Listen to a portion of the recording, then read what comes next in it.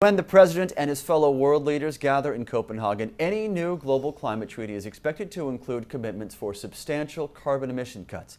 The president told the UN General Assembly as much just recently, as we were just referring to.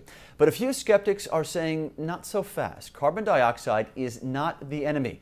Clean Sky's Dee Bombani is here now telling us more about an interesting conversation, Dee, on Capitol Hill earlier today. That's right, Tyler. Two dissenting scientists came to Capitol Hill today with one message for anyone who would listen.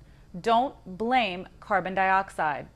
The scientists, Roy Spencer, research scientist at the University of Alabama, and physicist Fred Singer said long before humans, there was a lot more carbon dioxide in the Earth's atmosphere. Now they say the planet is starved of the so-called greenhouse gas. They bash United Nations scientific reports that conclude the globe is warming. They agree industrialization over the past 100 years has led to more carbon dioxide in the atmosphere, but they say the CO2 has made the Earth cooler, not warmer, and the UN Intergovernmental Panel on Climate Change needs to go back to the drawing board. Another speaker was Leighton Stewart, who heads two new organizations, PlantsNeedCO2.org and CO2isgreen.org. Stewart said if the world wants to clean up pollution, fine. But he insists CO2 is not a pollutant, and a treaty in Copenhagen to cut CO2 emissions is a waste.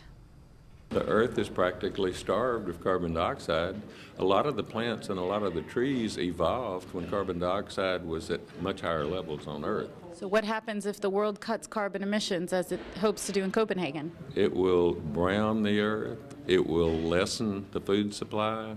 Since the end of the Industrial Revolution in about 1860, at the beginning of the Industrial Revolution, about 1860, the plant growth has increased about 12%, and the growth of our forest has increased 18% just in the 105 parts per million increase we've had in CO2. So as CO2 continues to go up, this plant growth will just simply be robust, and we will green the Earth. The CO2 is Green is only a few weeks old and has taken its message to the airwaves. Its ad is getting noticed. It's the only one saying we need more CO2. Congress is considering a law that would classify carbon dioxide as pollution. This will cost us jobs. There is no scientific evidence that CO2 is a pollutant. In fact, higher CO2 levels than we have today would help the Earth's ecosystems and support more plant and animal life. Please take action. Contact your senator and congressman today and remind them CO2 is not pollution, and more CO2 results in a greener Earth. Go to CO2isgreen.com because we all need CO2.